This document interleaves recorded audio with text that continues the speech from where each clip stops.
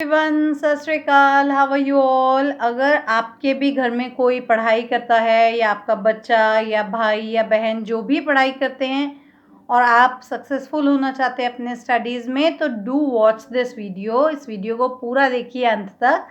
और अगर आपने मेरा चैनल अभी तक सब्सक्राइब नहीं किया है तो please subscribe to my channel life skill with Rupinder. आज का जो टॉपिक है ना, दैट इज़ वेरी इंपॉर्टेंट कि how to be successful in the studies. क्या होता है ना, बच्चे स्टडी करते हैं पर उन्हें पता ही नहीं होता कि हम क्या किस तरीके से पढ़ाई करें कि हम सक्सेसफुल हों। तो उसके लिए सबसे इम्पॉर्टेंट तो हमको अपना गोल एकदम क्लियर सेट करना होगा। अगर आप अपने कोई भी एग्ज़ाम की तैयारी कर रहे हैं, कोई कॉम्पिटिटिव एग्ज़ाम की तैयारी कर रहे हैं या स्कूल्स का एकेडमिक आपका नॉर्मल एग्ज़ाम ही है उसकी तैयारी कर रहे हैं, तो आपको आपका गोल पता होना चाहिए। आपके गोल के लिए ना आपको स्मार्ट स्टडी करनी होती है। स्मार्ट का फुल फॉर्म क्या होता है?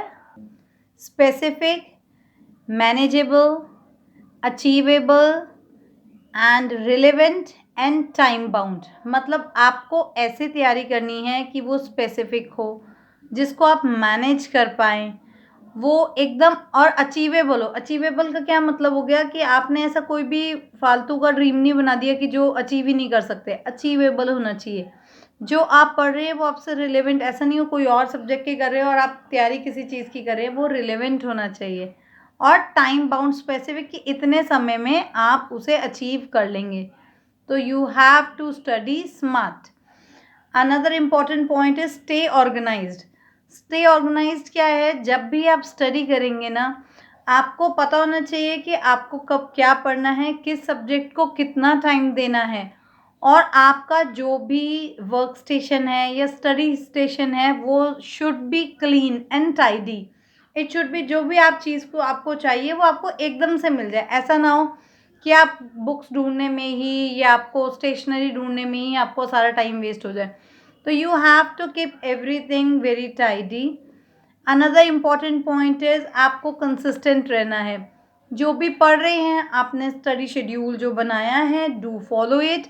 एवरी डे आपको हर जितने भी सब्जेक्ट हैं उनको टाइम दीजिए। जो आपको मुश्किल लगता है उसको थोड़ा ज़्यादा टाइम दीजिए। आपको टाइम डिवाइड करना पड़ेगा हर चीज़ के लिए।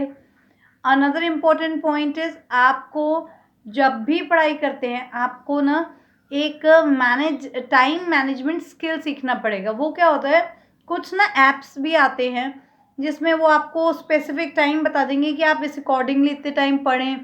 वो आपको नोटिफिकेशन भी भेज देंगे कि अब आपको इसकी स्टडी करनी है या अब आपको ये चीज़ करने का टाइम आ गया। तो आपको थोड़ा टेक्नोलॉजी से लेस होके भी काम कीजिए, तो आपको उसमें क्या होगा, आप उसमें टाइमर लगा सकते हैं।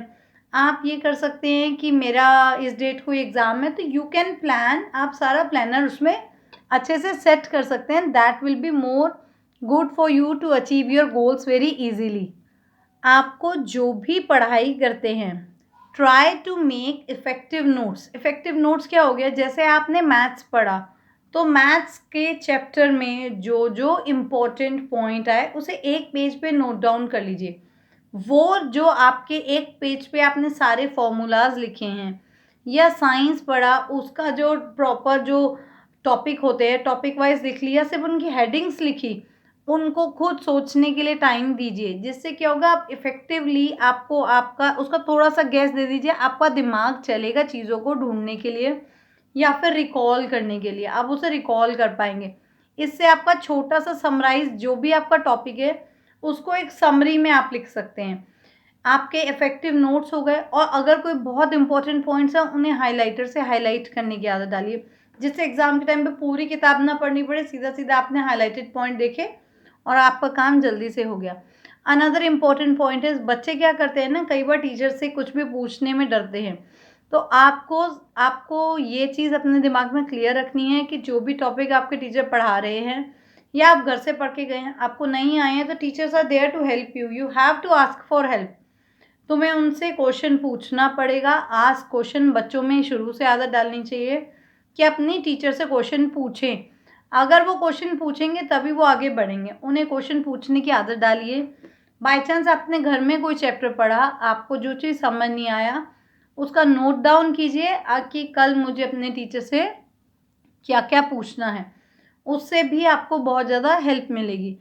आपको एक्टिव लर्निंग में पार्टिसिपेट करना पड़ेगा। एक्टिव लर्निंग क्या होता है? टीचर कुछ भी क्लास में पढ़ा रही है तो उसके बाद आपको वो चीज़ अपने दोस्तों के साथ बैठ के डिस्कस करनी चाहिए। उस चीज़ के क्वेश्चंस टीचर से आस्क करने चाहिए।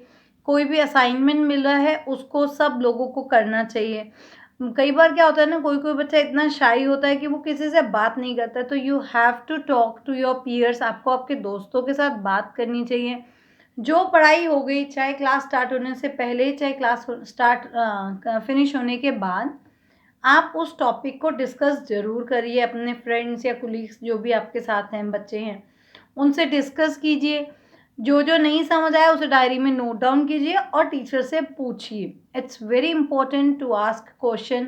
आस्क क्वेश्चन करेंगे, टीचर्स को भी अच्छा लगता है कि बच्चे क्वेश्चन पूछें। आप क्वेश्चन पूछेंगे तो आपके ही डाउट्स क्लियर होंगे, एग्ज़ाम्स में आपके लिए बहुत ईजी हो जाएगा। इसके साथ साथ आपको आपका खुद का टेक केयर भी करना है, क्योंकि पढ़ाई के साथ मेंटल एंड इमोशनल बैलेंस की बहुत ज़रूरत पड़ती है। मेंटल एंड इमोशनल बैलेंस के लिए आप क्या करेंगे ना, आप थोड़ी देर एक्सरसाइज कर सकते हैं, योगा कर सकते हैं, या कोई भी ऐसी एक्टिविटी जो आपको अच्छी लगती हो, जिससे आप फ्रेश फील करते हो। पढ़ाई भी कीजिए, साथ साथ अपने आप को मेंटली फिजिकली भी फिट रखिए, उससे आप ज़्यादा पढ़ाई कर पाएंगे। अनदर इम्पॉर्टेंट पॉइंट इज, आप अपने को ना थोड़ा थोड़ा रिवॉर्ड्स दीजिए। रिवॉर्ड क्या होता है? जब भी कोई चीज़ के लिए हम रिवॉर्डिंग चालू करते हैं ना, तो वो बंदा वो चीज़ दोबारा करना, रिपीटेड करना चालू कर देता है। जैसे अगर बच्चे ने कोई काम अच्छे से किया तो उसे आप कोई स्टिकर दे सकते हैं, कोई स्टार दे सकते हैं, क्योंकि जो भी चीज़ को रिवॉर्ड किया जाता है या जो भी चीज़ को प्रेज़ किया जाता है, इंसान उसी को दोहराता है। अगर आप गलती करने पे हर बार मारेंगे तो वो बच्चा चीज़ करने से डरेगा और हेजिटेट होगा और नहीं करेगा। अगर आप कोई सही काम करने पे उनको प्रेज़ करेंगे तो वो दोबारा वही सही काम करने की कोशिश करेंगे। और try to engage in active participation in the classroom. Active participation in classroom क्या होता है? सिर्फ हमें लर्न एंड रीड नहीं करना है, हमें हर चीज़ में पार्टिसिपेट करना है। स्कूल या कॉलेजेस में बहुत टाइप की एक्टिविटीज़ होती है। डू पार्टिसिपेट इन एक्टिविटीज़ जो आप कर सकते हैं। स्पोर्ट्स में कर सकते हैं, डांस में कर सकते हैं। थोड़े थोड़े दिनों में स्कूल्स एंड कॉलेज में कोई ना कोई फंक्शन होता है, तो आपको हर चीज़ में एक्टिवली पार्टिसिपेट होना है, क्योंकि कभी भी लाइफ में बैलेंस बना के चलना चाहिए। ओनली पढ़ाई पढ़ाई पढ़ाई से नहीं आप सक्सेसफुल होंगे। आपको ऑलराउंडर बनना है। ऑलराउंडर बनने के लिए do try to take part in all the activities. अपने दोस्तों से बात कीजिए।